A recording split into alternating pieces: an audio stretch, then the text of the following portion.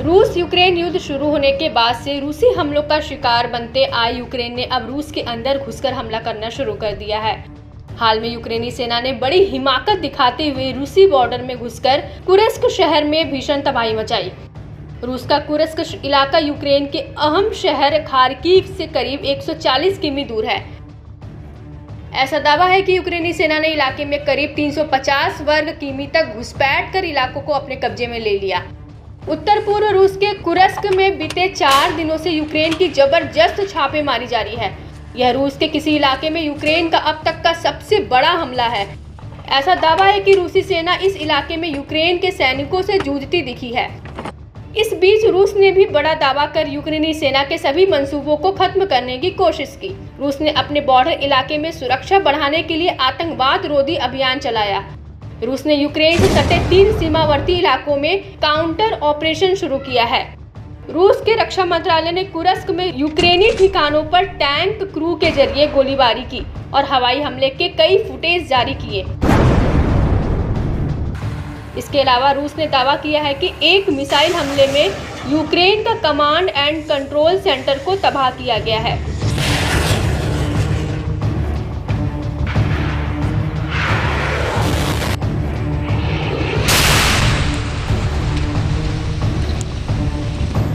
साथ ही Iskander M कम दूरी के बैलिस्टिक मिसाइल सिस्टम ने यूक्रेन की 22वीं अलग मैकेनाइज्ड ब्रिगेड के पहले से खोजे गए कमांड पोस्ट पर हमला किया। रूस ने दावा किया है कि इस हमले में यूक्रेन के कमांड स्टाफ को बहुत बड़ा नुकसान पहुंचा है। करीब 15 यूक्रेनी इसमें मारे गए हैं।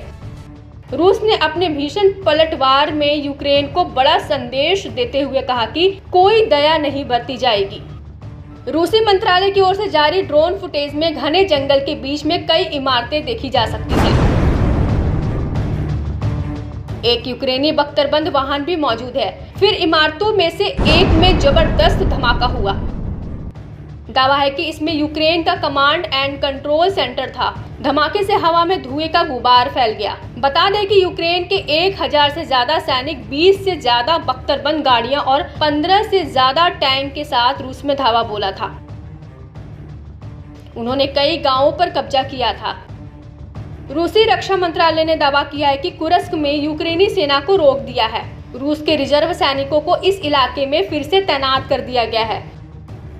कीव ने अब तक इलाके में करीब 1100 सैनिकों और लगभग 15 बख्तरबंद वाहनों को खो दिया है। जिस मकसद से यूक्रेन ने रूसी इलाके में घुसकर सेंधमारी की कोशिश की थी, वह अंजाम तक नहीं पहुंच पाए। उन्हें अब खदेड़कर बाहर किया जा रहा है। कब्जे वाले इलाके पर भीषण बमबारी कर वापस से रूस ने नियंत्रण में ले लिया है। गौरतलब है कि यूक्रेनी हमले की वजह से कुर्स्क प्रांत के न्यूक्लियर पावर प्लांट पर खतरा मंडरा रहा है।